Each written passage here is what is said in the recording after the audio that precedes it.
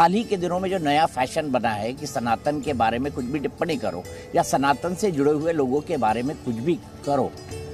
वाकई में आपने सनातन को राष्ट्रीय धर्म कहा था कि भाई ये एक तरह से हमारा राष्ट्रीय धर्म है। क्या सनातन जो है कैसे राष्ट्रीय धर्म है, एक आपसे संक्षेप में समझना चाहूँगा। और दूसरा, सनातन के ऊपर आरोप लगाना या उनके संत महात्माओं के ऊपर सवाल खड़े करना, क्या ये नया फैशन है लिबरल लोगों का?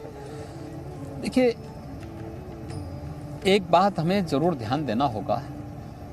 हर देश, हर व्यक्ति की, हर देश की अपनी एक आत्मा होती है जो उसकी पहचान होती है।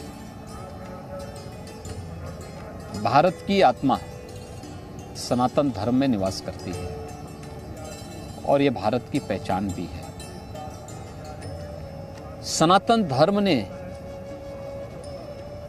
अलग अलग कालखंड में दुनिया की कौन सी ऐसी जाति, मत या मजहब है जिसको अपने यहाँ शरण न दिया हो। हर एक को संकट के समय अगर कोई एक धर्म उनके संरक्षण के लिए और उनके आश्रय के लिए खड़ा रहा तो सनातन धर्म रहा है। एक दूसरा, हमें जब धर्म की हम बात करते हैं तो धर्म, मत, मजहब और संप्रदाय के बीच में भेद अवश्य में तो देखना होगा।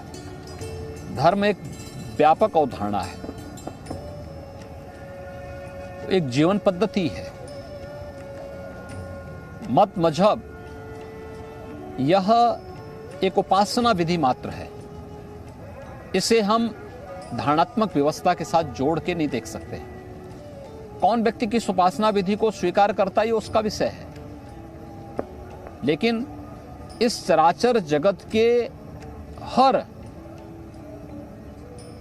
जड़ और चेतन वस्तु का अपना एक धर्म है जो उसको पहचान दिलाता है। जैसे अग्नि का धर्म दाहकता है, वायु का धर्म स्पर्श का है, जल का धर्म शीतलता का है। हर व्यक्ति हो या जड़ और चेतन कोई भी वस्तु हो, उसका अपना एक धर्म जरूर है, यानी उसका धर्म कर्तव्य से है। तो हमारा सनातन धर्म हमें अपने कर्तव्यों के प्रति आगाह करता है, अनुशासित भी करता है।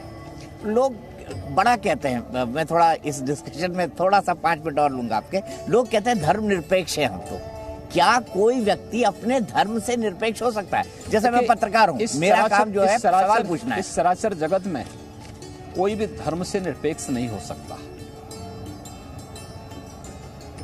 अगर वायु निरपेक्ष हो जाएगी, क्या हाल होंगे? अग्नि निरपेक्ष हो जाएगी, क्या होगा? सूर्य निरपेक्ष हो जाएगा तो क्या होगा? धर्म निरपेक्ष नहीं हो सकता है, शब्द गलत है। पंथ निरपेक्ष हो सकता है। उपासना विधि की स्वतंत्रता हर व्यक्ति को है। वो अपने अनुसार अलग अलग उपासना विधि को जो उसको अनुकूल लगता है, जो उसका अंतःकरण उसको परमिट करता है, उसके अनुसार वो उसको अंगीकार कर सकता है। पंथ निरपेक्ष व्यवस्था हो सकती है, लेकिन धर्म निरपेक्ष व्यवस्था नहीं हो सकती। मैं एक चीज और पूछना चाहूंगा कि जब सनातन की बात होती है, धर्म की बात होती है, या फिर राजनीति की भी बात होती है, और जब सनातन और राष्ट्रवाद का परचम लहराता है, तो कई लोग कहते हैं ये तो सेक्युलर देश है, आप देश के संविधान के विरुद्ध जा रहे हैं। क्या सेक्युलर धर्मनिरपेक्ष होना है या पंथ निरपेक्ष होना है? देखिए, सेक्युलर पंथ निरपेक्ष होगा।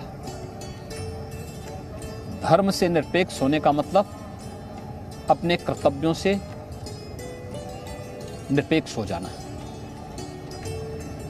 धर्म निरपेक्ष होने का मतलब सदाचार से निरपेक्ष हो जाना। धर्म निरपेक्ष होने का मतलब उन जीवन मूल्यों से निरपेक्ष हो जाना जिस पर व्यक्ति और समाज का जीवन टिका हुआ है। सेकुलरिज्म की बात वे लोग हमें न समझाएं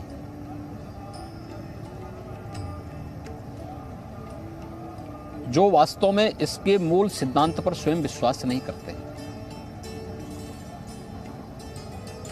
भारत से बड़ा सेकुलर कौन, जिसने दुनिया के मानवता के संरक्षण की बात भी की हो और उन्हें विपरीत परिस्थितियों में आश्रय भी दिया हो। भारत, जो बार बार इस बात को कहा जाता है ना, सेकुलर है ही इसलिए क्योंकि यहाँ पे सनातन धर्मावलंबियों की संख्या ज्यादा है और हर सनातन धर्मावलंबी इस बात पे विश्वास करता है कि अयम निज परोवेति गणना लघु चेतसाम उदार चरिता नाम तो वसुधैव कुटुंबकम, यानी ये मेरा है, ये पराया है। यह तो संकुचित बुद्धि के लोग करते हैं। उदार चरित्र के लोगों के लिए तो पूरी दुनिया ही एक कुटुंब है और यह सनातन धर्म का सनातन उद्घोष है। तब भी अगर कोई उस पर आक्षेप करता है और उसे कॉम्युनल कहता है तो मुझे लगता है कि लोगों को स्वयं, जो लोग इस प्रकार का आक्षेप करते हैं, इस प्रकार का आरोप लगाते हैं, उन लोगों को अपने बुद्धि पर एक बार विचार करना चाहिए।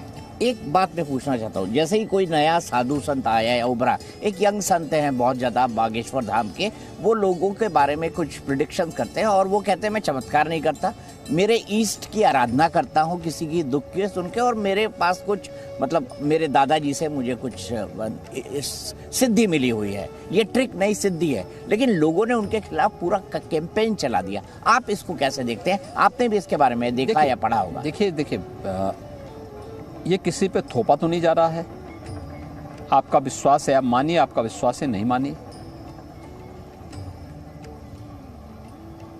आपका धर्म में विश्वास है, आप मान भी सकते हैं, नहीं भी मान सकते हैं। ये हर व्यक्ति को कहीं कोई बात थोपी तो नहीं जा रही है। अब जिसको विश्वास है वह करता है, किसी एक स्थान पे करता है, जाता है, उसकी अपनी आस्था, उसकी आत्मा संतुष्ट होती है, तो आप उसके मार्ग में क्यों बाधा बन रहे हैं? लेकिन धर्म शाश्वत मूल्यों पर आधारित है। मुझे लगता है कि उसकी सात्विकता और उनके शाश्वत मूल्यों को हमें हर हाल में बनाए रखना होगा। किसी भी प्रकार के उस प्रकार के बातों को उसमें डालने से हमें परहेज करना होगा जहाँ पे आडंबर दिखता हो, जहाँ पर किसी भी प्रकार का कोई बनावटीपन दिखता हो। जो वास्तविकता है उसको भी पूरी शालीनता के साथ देश और दुनिया के सामने अगर हम रखें तो उसके परिणाम और बेहतर आ सकते हैं। एक बात मैं आपसे जानना चाहूँगा यहाँ पे, क्या आपको लगता है कि सनातनी कुछ जरूरत से ज़्यादा सहिष्णु है, इसीलिए हम पर हमले होते रहे इतने बड़े इतिहास के बाद, इसीलिए बार बार लोग आक्रमण करके किसी तरह से ये सच्चाई हो भी सकती है, लेकिन हम सनातन हैं इसीलिए क्योंकि हम सत्य के पक्षधर हैं। हम इसीलिए शाश्वत हैं भी, बड़ी से बड़ी चुनौती का सामना भी कर सकते हैं और उससे मुक्त होकर के फिर एक नई जीवन यात्रा में आगे बढ़ भी सकते हैं। जब भी आप ये सब बातें करते हैं, और आप चूंकि खुद एक महंत हैं, खुद योगी हैं, और आप इतनी बड़ी पीठ को रिप्रेजेंट करते हैं, लोग ये कहने लगते हैं योगी जी तो पोलराइजेशन कर रहे हैं, ध्रुवीकरण कर रहे हैं। देखिए, पोलराइजेशन नहीं है, यह वह सत्य है जो विश्व मानवता जिसके पीछे आज आ